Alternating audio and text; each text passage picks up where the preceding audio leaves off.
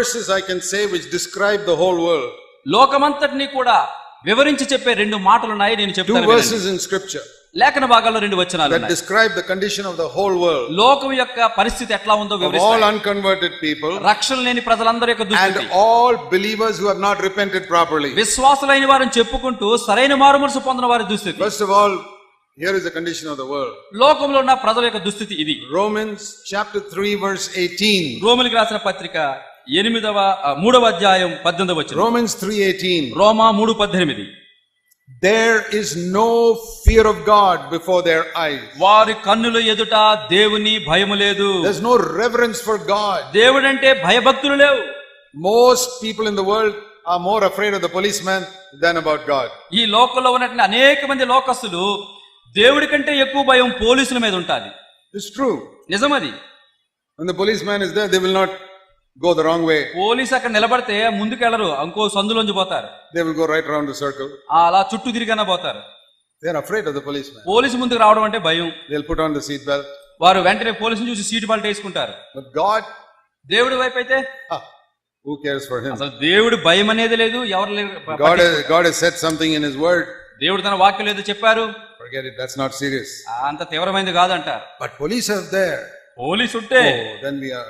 కొడతాడు. That is the condition of the whole world. లోకం యొక్క దుస్థితి ఎట్లా ఉంది. And if you are like that, నువ్వు అట్లా ఉంటే you're like the world. నువ్వు లోకము వలె ఉన్నావు. The other verse వేరొక వచనం which describes the whole world లోకమంతటిని కూడా వివరించి చెప్పే వచనం is Philippians chapter 2. ఫిలిప్పీయులకు రాసిన పత్రిక 2వ అధ్యాయం. Philippians 2 ఫిలిప్పీయులకు రాసిన పత్రిక 2వ అధ్యాయం verse 21. 21వ వచనం. This describes everybody in the world. లోకంలో ఉన్న ప్రతి మానవుని వివరిస్తుంది ఇది. They all seek after their own interests and not the interests of Christ Jesus. ఫిలిప్పీయులకు రాసిన పత్రిక 2వ అధ్యాయం 21వ వచనం.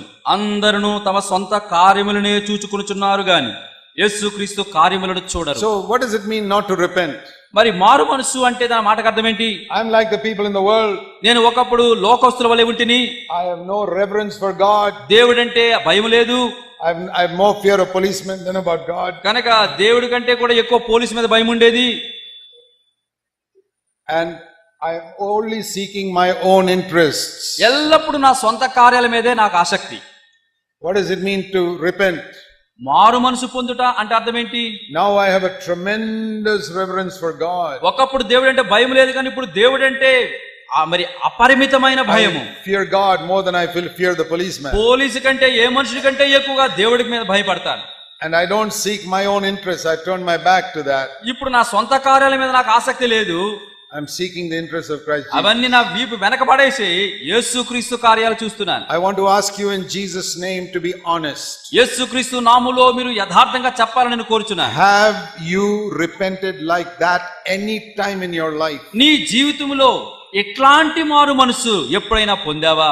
I told you you're getting 10% because your teachers were bad. They did not teach you mathematics నేను properly. చెబుతూ వచ్చాను కదా, మీకు లెక్కల్లో 100కి 10 వచ్చాయి అంటే మీకు సరైనటువంటి టీచర్ లేరు కాబట్టి అట్లాంటి మార్కులు వచ్చాయి. And you have had bad teachers in the Christian life also. క్రైస్తవ జీవితంలో కూడా చెడ్డ వాక్యోపదేశకులు నీకున్నారు. That is why you're getting 10% in your Christian life. అందుకని నీ క్రైస్తవ జీవితంలో 10% అభివృద్ధి నీలో ఉంది. When you could have got 100%. 100కి 100 సాధించుకునేవాడివే. If you had a teacher who told you how to turn around completely.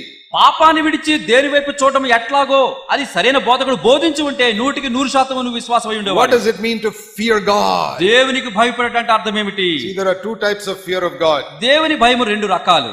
Listen carefully. జాగ్రత్తగా వినండి. One is the fear that God may hurt me.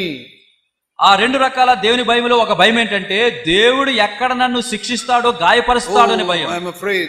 దేవుడు నన్ను శిక్షిస్తాడని భయం. If you're a child of God, you don't have to have that నువ్వు fear. దేవుని బిడ్డవైతే దేవుడు శిక్షిస్తాడని భయం నీకు అవసరం లేదు. All the punishment fell on Jesus Christ. నీకు రావాల్సిన శిక్ష యావత్తు దేవుని కుమారుని యేసు మీద పడింది. But there is another fear of God. అయితే రెండవ రకమైన దేవుని భయం ఉంది. Not the fear that God will hurt me.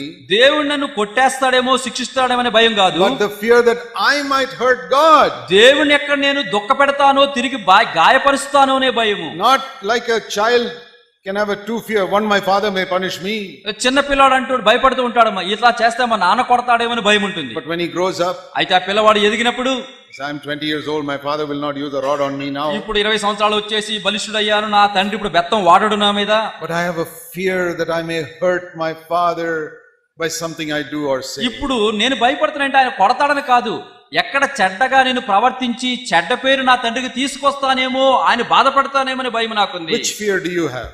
ఏ భయము నువ్వు కలుగున్నావు విశ్వాసి? Fear that God will hurt you or the fear that you will hurt God? దేవుడు నిన్ను కొట్టేస్తాడేమని భయం నీకున్నదా, నీవు చేసే పనులు బట్టి దేవుడు బాధపడతాడేమని భయం నీకుందా?